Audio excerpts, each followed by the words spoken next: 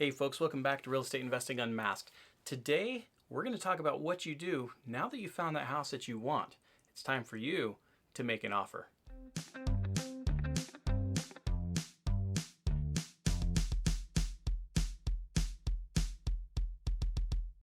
So you've been looking in your area, you've been looking around the place where you want to buy that house, you actually found one that you wanted. At this point, it's time to make an offer, but there are a couple things you need to keep in mind before you make that offer. One is you need to know what the price per square foot is in that area. You kind of need to know about what price that house should go for, because when you make that offer, you're going to put a price on there that you're willing to pay, and you got to stand behind it. Before you put in your purchase agreement, you need to know, are we in a buyer or a seller's market? Because that's going to determine some of the things that you're going to ask for and some of the things you're going to shy away from. Another thing to keep in mind is how long has the house been on the market that you're looking at. This could be your dream home and you want to buy it, and that's great. If this is a house you're moving into, it really doesn't matter how long the house has been on the market as far as you buying it, but it does matter as far as how much you're going to pay for it. Because see, the longer the house has been on the market, the less you're probably going to have to pay. Of course, within a percentage. It may be that it's been on the market for a long time because they won't take below a certain amount and people have only been offering under that amount. So there's certain things you need to take into consideration, but knowing how long it's been on the market is definitely one of them. The purchase agreement is made up of where the address is, the city that it's in, how much you're going to offer, how many days you expect to be in escrow, which escrow company you want to use when you go through, or you leave it up to the seller to do that, what kind of contingencies you want, what kind of concessions you want, and then how long you're going to give the seller to respond to you, and how long and when you expect to move into the house or take possession of the house whenever escrow is closed. And that's the real short end of the purchase agreement. It actually is a pretty simple agreement. Most every purchase agreement I have submitted has been one page, but sometimes there can be an addendum. I often, when I'm dealing with real estate options, I will put on there that I'm the one purchasing it or my assigns. That way, after I get it under contract, I can sell the contract to somebody else. But in this case, you're buying it. So you're going to put your name on there. But if you want to put or assigns on there, that's fine. This is a purchase agreement after all, and you can put pretty much anything you want. So here are some do's for your purchase agreement. If you're able to, find out why the seller is selling. You may find out that when they're trying to sell the house, if this is a seller's market, I'll give you an example. When I was buying a house in a certain area, it was a seller's market, much like it is right now. And in the process of looking at the house, there were about 20 some odd people also looking at the same house, and all on the same weekend. But as I started talking to the listing agent who was showing me around the house, because my agent couldn't make it that day, she was starting to tell me that the seller was entertaining a bunch of offers, but people weren't offering them what they wanted. And I said, well, what do they want? And they said they want somebody to take their bed, they don't want to take their couch, and they want to be able to lease back the property for 3 months. So these were huge things that most other buyers don't want to deal with. You know, for me, I wasn't in a rush to buy this property, so it wasn't a bad deal to go ahead and say, yeah, you can go ahead and lease back and pay me rent for 3 months before I take over the property. And taking the bed, big deal. I can destroy that if I don't want it. And so there's certain things that you may find out that are reasons why the seller has not chosen other people who are offering, or may not choose other people that are offering, but may choose you. Sometimes you just got to talk to the right people and ask the right questions. So if you can, find out why they're selling. Sometimes it's just as easy as finding out the name of the person who owns the place and looking at their Facebook profile and see that they're moving for a job transfer. Okay, fine. That means they want to get out of this house pretty quick because they don't want to have that sitting on them when they go to their new place. When you're making your purchase agreement, do make contingencies based on things that make sense. For instance, you want to have a financing contingency that says if for some reason something bad happens and I can't get a loan, even though I'm pre-approved, if something pops up that I can't get a loan, I want to be able to back out of this property. Another contingency you want to have is a home inspection. You want to have that property looked at.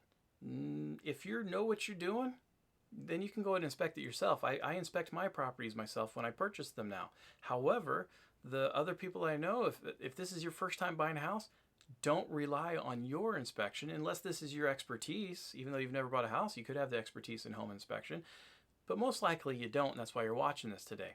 So Rely on the experts that go out there and inspect this as their daily job, and they'll be able to see all the things that your eyes can't see. And they'll be able to point out some things that you may be able to bring up to that seller and say, you fix this, or I'm going to move, I'm going to walk on. So those contingencies, a contingency on home inspection is very important. It could make or break a deal, and it has made or broken many deals in my case. There's been many times I have not purchased a property because of home inspection, and many times I've got the home inspection, I'm like, I'm good to go because the price is low and there's nothing to fix. So home inspection is crucial. When you're making an offer on a house, do be willing to give up those contingencies, especially in a seller's market. In a buyer's market, you're probably going to need those contingencies. But in a seller's market, you may have to be willing to give up some of those in the negotiation process. When I'm making an offer on the house, one of the things that I like to do, so this is on my do list, is ask for things that you don't care about. Ask for anything and everything, window dressings, appliances, ask for the moon, ask for their furniture. If this is in a buyer's market especially, ask for all those things. If this is a seller's market, you can still ask for some of these things, and I would still recommend asking for some of these things because it becomes a bargaining chip. And the person selling the house, they may say, yes, you could have the fridge, but you need to pay an extra $1,000. Or, yes, you can have the furniture, the couch, but it's an extra $1,000. You may end up getting something, one, at a good deal, or two, you may be able to take that as a bargaining chip off the table and reduce the price at the same time. So ask for things that you don't necessarily need, but don't get too crazy, especially in a seller's market when they got many people to choose from. But like in the case where they said, I don't want to sell this house unless somebody takes that master bed, ask for stuff that you don't need. You can always get rid of it or repurpose it or find out why they don't want it. In this case, it wasn't because of bed bugs or anything like that. It's because they had it custom built to the wall and they didn't want to take it all down. Do ask for credits from the seller. Ask for them to pay the closing costs. Now, if this is a seller's market, a hot seller's market, like 2021 right now and last year 2020, it's been a pretty hot seller's market. In those markets, you may not be able to get closing costs, but you can always ask. Now, if it's really, really hot, you're going to be paying the closing costs. I paid the closing costs on my house because there was a lot of people looking and because I knew I was buying a house much lower than what it had appraised for. I knew I was getting equity in the home and I didn't want to chance them going with another buyer. So you have to decide buyer's market or seller's market. That's part of that understanding what's going on in the market, and your real estate agent or your realtor will be able to help you with that. But do ask for credits at closing. You can ask for repair credits if you do a home inspection and you found that there was termite damage. You can say, hey, I want you guys to fumigate the property, or go ahead and pitch in an extra $3,000 toward closing to cover termite damage so that you can get the place tinted. Or maybe there's a window that's broken, or maybe there's carpet that needs to be replaced. You can ask for a credit. Often what happens is when you get a credit, that actually goes toward what you have to bring into the table. That's one of my methods of buying a house with no money down. Now, I haven't done that in a while. I usually buy property with money down now because it's less risk for me in the end. But that's one of my common tricks, or that's one of my common suggestions when you're buying a house, is to ask for a credit based on something that is legitimate. Hey, that carpet's old.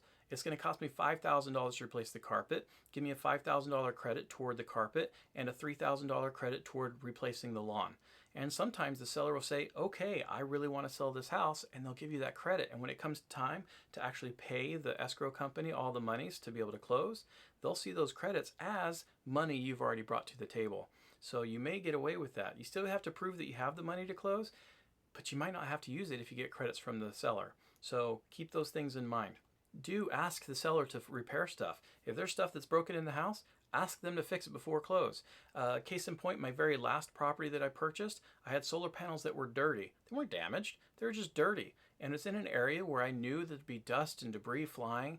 And so I asked them, before we close escrow, I want you to clean those solar panels professionally. I don't want them cleaning it yourself. I don't want you to just run the hose. I want them cleaned professionally. That way it'll last longer and it'll produce more electricity when I first get it. Very small thing, but it makes a big difference when you're starting to ask. And if they don't want it, it's always a bargaining chip to bring the price lower. And so you want these bits of information to be able to negotiate. It's just another negotiation tactic. Now for the don'ts. Don't offer the maximum that you've been approved for. If you've only been approved for, say, $300,000, and the house is for sale for 275, don't offer 300 just because you've been approved for that. That's not how you should do it. Don't try to spend every dollar that's in your pocket. Don't let it burn a hole in your pocket. Just because you have that pre-approval doesn't mean you have to spend all that money. So don't just go up to that top amount. Your realtor and your real estate agent, they'll help you out with that, but don't offer the max because that gives you no wiggle room to go up. Don't lowball for lowballing's sake. Now, I know there are a lot of people when they're brand new to real estate investing, they'll go out there and they'll just lowball a lot of people just to see who will bite. The reality is you're really ticking off that other person, and there's a reason why they put the price where they put it. Now, if legitimately you've done your homework and you found that, hey, you're offering at $500,000 and your house is only worth $400,000, don't offer more than $400,000. Offer them what it's worth. And that's where it comes into play to know the price per square foot in your area. So appraisers will use a lot more information than just price per square foot, but it's a very good standard to start off with to kind of get a range of where you should be placing your offer. And your real estate agent or your realtor should know this. If you've done the other step where you got a great realtor, then they should be able to help you out with that part. Another don't offer so much more than the asking price just because it is a seller's market. Don't offer to the moon just because you think somebody else is gonna fight against you on the property. The reality is they're looking for people like you. And what happens in the seller's market when I'm selling a property and somebody comes to me with a price that's way above everybody else, I'll go back and I'll counter offer them a little bit higher and say, give me your best and final offer. And what happens often is those people will come up even an extra couple $1,000s. But here's the problem. When you do that, if it does not appraise for the price that you're offering, you have to come out with a difference in out of your pocket, unless you're very fortunate. Now, as a seller, I've done this before, where I've sold this house that I fixed up. I rehabbed this house, and I had a buyer that offered me more than I was asking, and I was ecstatic. I'll take it. And when the appraisal came in, it came right back at my list price. The person buying the property came back and said, I can't afford to put more money down. I'm going to have to come down to the list price because I'm doing a zero down loan through a VA loan, and I don't have any more money to put toward this property. So either you got to come down to the list price or I got to back out of the deal. I went ahead and took it at the list price. I figured the appraiser, even though you can get another appraisal, you just have to pay for it. I just go ahead and let it be. I'm not that greedy. I know that I'm in this to make money, but at the same time, I'm not here to be a hog. That whole adage of pigs get fed, hogs get slaughtered is so true. So just be kind and don't be greedy. So, if on my end, I didn't want to be greedy. So on your end, don't offer way too much. Offer what they're asking. If you think it's a reasonable price, offer what they're asking. If you've done your research on why they're selling, you should be able to go toward that. If you know there are 20 or 30 other people that are offering on this house, then yes, it's okay for you to go a little bit above, but a little bit above. We're not talking, 20% above. We're talking maybe 1 or 2%. And keep that in mind. Now, at some point, your real estate agent is going to talk to the seller's agent, and they're going to say, look, we've got 10 offers, and they may divulge how much other people are offering, and they're going to ask for your best and final offer. And when they do, they have to present all of those to the buyer, and they will determine which one they want. And it's not always based on the highest price. Mind you, sometimes it's based on the people who have the best credit. Sometimes it's based on people that they can prove they have the cash to buy it outright. So they know they can close escrow, not just assume they can close escrow. So the highest price doesn't always win. Now, you've made your offer, it's come back, and now they've counter offered to you. The person selling the property says, I like your offer, but it's just not high enough. At that point, you have the opportunity to counter offer. You can say, it's just like making another offer, but in this case, you kind of blocked out everybody else. You say, all right, I will go to this or that. The counteroffer will come back to you at a price and demands.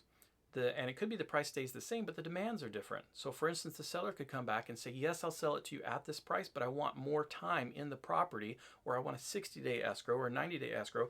Or the seller may say, I want to sell this property to you, but I want a contingency that says we won't close on this property until I find another property to buy. And that may happen too. So, and buyers do that all the time on their side. They say, I want to buy this house, but we can't close escrow until I close escrow on the house that I'm selling, because I need that money to make my down payment for you. So that could work both ways. And so as a counter offer, they can come back to you with different contingencies. They can come back with different demands, or they may want to reduce some of the demands that you asked. For instance, you asked for a couch, their couch, when you're making your offer. They may say, you know what, we'll take that price that you're offering, but we don't want you to have our couch. And that would be an opportunity for you to come back and say, well, I really want that couch. So in order to buy the house and the couch, I'll go up an extra $1,000.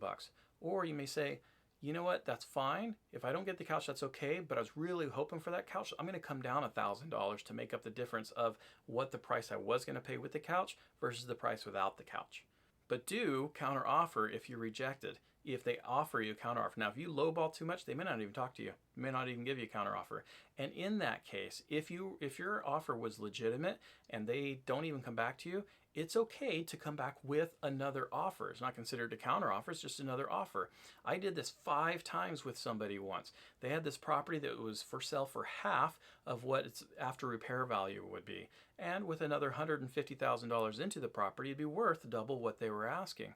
And so I was working on the different finance terms that I wanted to work with them, and they were shutting down my different ideas. But you gotta try, because at some point somebody's either gonna say yes or go pound sand. Another thing to keep in mind, when you're negotiating and you're gonna be making a mortgage payment, a couple $1,000s on the purchase price is not a whole lot when it comes to your monthly payment.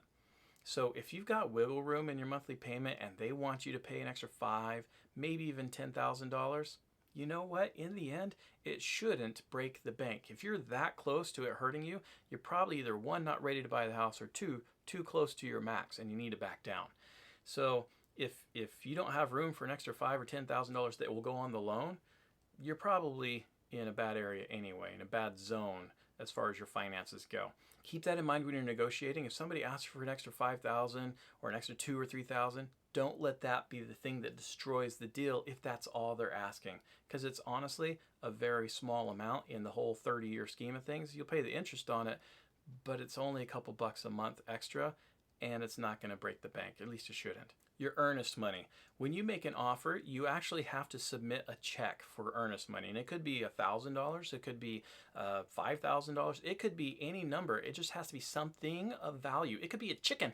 You could give somebody a chicken for earnest money as long as they're willing to accept that. And what that earnest money is if you fall through on your end of the deal on the contract, they get to keep the earnest money as long as if it doesn't fall with one of those contingencies and you can't get out of the deal. You can say, I'm out, and you give them the earnest money. That is the money that you give to say, hey, you know what? I screwed up. I don't have a contingency for this, but I'm not going through with this contract. Here's the money that I promised to make up for it. So that's what the earnest money is for. So at this point, you make an offer, you give them the earnest money. That's not going to be given to the seller. You're going to give it to your agent, and they'll get it to the agent that's representing the seller. They may place it in escrow as well, because that earnest money will go towards your closing costs in the end. That will go towards your down payment or closing costs. And then in the end, when you've filled out the purchase agreement and your real estate agent has you signed it and you send it in, the biggest thing, the hardest thing, is to wait and hope. That's the biggest thing. So you got to wait and hope for their response, hope that they choose you, hope that what you've offered is something they want to take in. And if it is, great. If they counteroffer you, counteroffer them back. You can go back and forth as many times as you want. There is no limit on how many times you counteroffer, but normally you don't want to go more than a couple of times.